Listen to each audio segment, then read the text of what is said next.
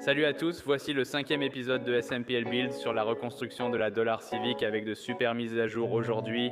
Vous avez sûrement vu cela dans l'épisode précédent. À la fin, on l'a chargé sur la remorque pour l'amener chez Mako. Comme ça, il pouvait lui donner un petit coup de neuf avec une belle peinture toute fraîche. Je vais vous montrer le résultat, on va vous montrer la couleur qu'on a choisie. On a beaucoup travaillé sur cette voiture, reconstruite, rafraîchie, en améliorant de nombreux éléments pour qu'elle fonctionne comme neuve. Les freins sont neufs, la voiture fonctionne de nouveau.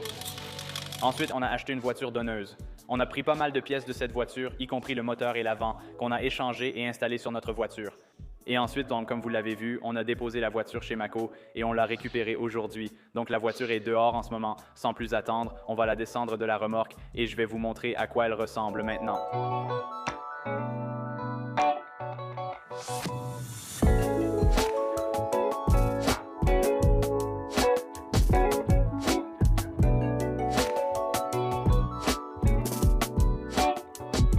La voiture est peinte, elle a fière allure. Très satisfait du résultat, surtout pour une peinture réalisée chez Mako, facturée 1300 $. Cela incluait l'enlèvement de la bosse côté passager et des taches de rouille sur les ailes arrière. Je pense qu'ils ont bien travaillé la peinture. Donc, je suis vraiment content du résultat encore une fois. On ne peut pas s'attendre à une qualité à 1000% sur ce genre de choses. J'ai vu un gars sur Instagram l'autre jour qui critiquait son travail de peinture Mako à 900 $ réalisé en 2007 sur sa E46 M3. Tu l'as peut-être vu, ils ont fait du bon boulot. Et il se plaint d'un travail de peinture à 900 $, mais quand tu payes 900 $, tu obtiens un travail de peinture à 900 $. C'est comme ça que ça marche. Tu dois fournir plus d'efforts en préparation et faire toi-même le ponçage à l'eau et le polissage. Avec une peinture Mako, tu peux obtenir un super résultat. Je suis très satisfait, le rendu est bon.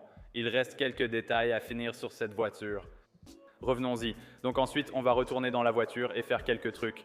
Dave va faire quelques trucs pour moi. Dans les extraits suivants, tu verras des prises faites pendant son travail, donc la qualité n'est pas celle d'une caméra. Mais Dave a vraiment assuré sur certains des travaux qu'il a fait pour moi, alors passons à ces extraits. Comme tu peux le voir ici, Dave a retiré ses balais d'essuie-glace. Ils étaient croûtés, poussiéreux et sales, alors il les a enlevés et leur a donné une nouvelle couche de peinture. Le résultat était super, tu vas le voir. Ensuite, il a remplacé la ceinture de sécurité qui était effilochée. On avait une pièce neuve de la voiture donneuse 99, on l'a remplacée et ça a marché. Je vais m'occuper des jupes latérales, les peindre puis les remettre.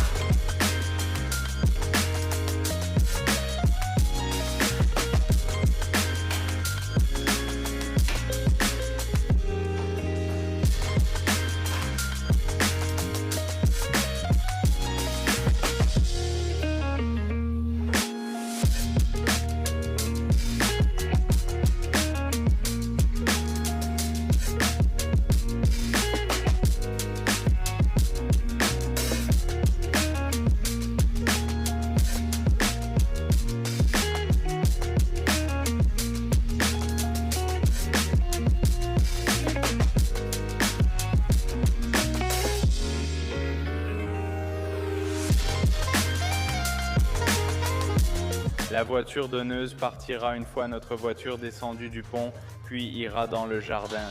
On a récupéré à peu près tout ce qui était utilisable dessus et maintenant elle va partir.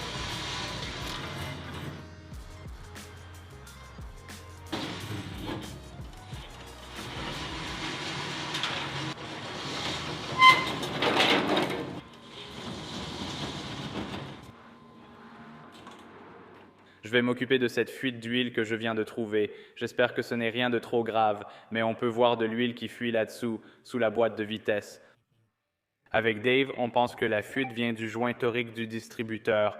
J'ai enlevé le boulon du dessus, puis ceux du côté et de l'arrière.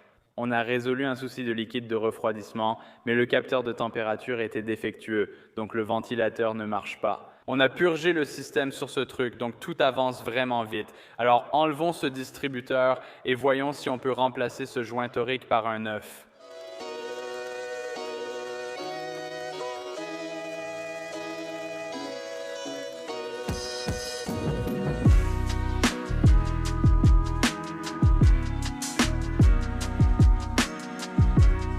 Voilà le morceau. En fait, il l'avait en stock à mon AutoZone local, donc c'est vraiment génial.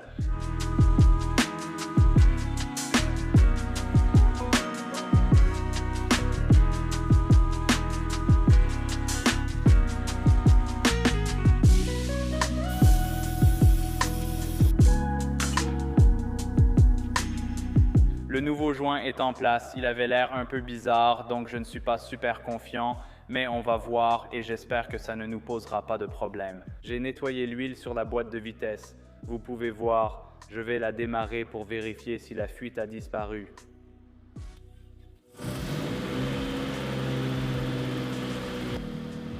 D'accord, je pense que c'est parti, vous allez voir. Je vais faire un petit tour en voiture et tout vérifier, faire un bon essai et m'assurer que tout fonctionne. Tous les capteurs fonctionnent, tous les indicateurs fonctionnent, tout ce qui est électrique fonctionne. Jusqu'ici, tout va bien, c'est bon. Il faut mettre de l'essence, le ralenti est bon, le voyant moteur est allumé à cause d'une sonde O2, donc je dois la remplacer. Sinon, l'intérieur était pas mal ici. Ce que vous avez vu dans les vidéos où je montrais la peinture, c'était après un lavage. On passe un peu d'un sujet à l'autre dans la vidéo d'aujourd'hui, car il y a beaucoup à faire sur cette voiture et je veux m'assurer que tout soit fait. C'est difficile de suivre la séquence vidéo et de savoir ce qui est fait. Vous l'avez déjà vu propre, mais on va la nettoyer encore. Vous avez vu, les jupes latérales ont déjà l'air bien mieux avec cette nouvelle peinture. J'ai aussi récupéré une vis pour le volant. Il manquait une petite vis, donc je suis allé au magasin de bricolage. J'ai trouvé exactement la bonne vis. Maintenant, il y a toutes les vis dans le volant. Ça avance vraiment bien, alors sortons-la rapidement. On va la laver et la rendre belle à nouveau. J'ai failli oublier les gommes, j'ai un problème d'eau ici et beaucoup d'entre vous m'ont dit que c'était le drain du toit ouvrant. Donc on va enfin s'occuper de cette fuite. Et je suppose que ce sont ces deux trous juste ici, celui-là juste là, et la même chose de l'autre côté, la même chose de l'autre côté, juste là. Prenons-le, branchons-le au tuyau d'air et soufflons de l'air comprimé dans le drain des deux côtés. Je pense qu'un moyen rapide de tester ça, c'est simplement d'essayer de verser de l'eau dedans, voir si ça coule, voir si ça coule. Et ensuite, on va souffler des deux côtés avec de l'air comprimé. Je l'ai vu descendre, mais pas ressortir, donc c'est bouché ici. Et comme tu t'en doutais, c'est trempé. Celui-ci fonctionne, pas l'autre. Essayons de le déboucher avec de l'air comprimé. Comme tu le vois ci-dessous, ça tombe derrière la doublure d'aile. Cette pièce était déconnectée. Je vais te montrer où c'est à l'intérieur. Ce support et un autre, ainsi que cette pièce reliée à ce support, sont enlevés. Juste là, c'est là que c'était déconnecté et que ça fuyait à l'intérieur. Donc j'ai dû prendre un collier de serrage et le reconnecter à cette pièce. Tu peux voir les deux tuyaux différents juste là. On va refaire le test d'eau. Je vais vous montrer comment ça marche. Vous pouvez l'entendre et le voir.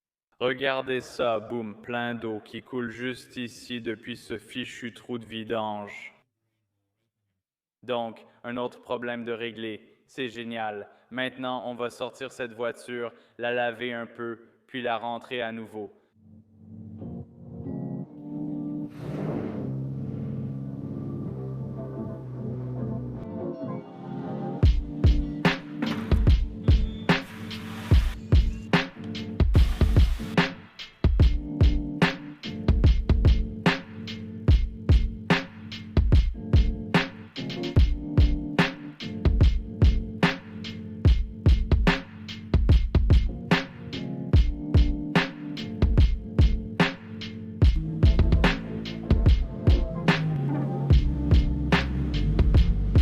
On a rentré la voiture, le résultat est excellent, on avance bien et je suis très content, la peinture est superbe. La fuite du toit ouvrant est réparée, les jupes latérales et les bras d'essuie-glace sont remis en place et repeints, ils sont superbes. La seule fuite de liquide de refroidissement qu'on avait est complètement réparée, la fuite d'huile aussi est totalement réglée. Donc cette voiture roule et fonctionne parfaitement. D'autres nouveautés arrivent bientôt pour cette voiture.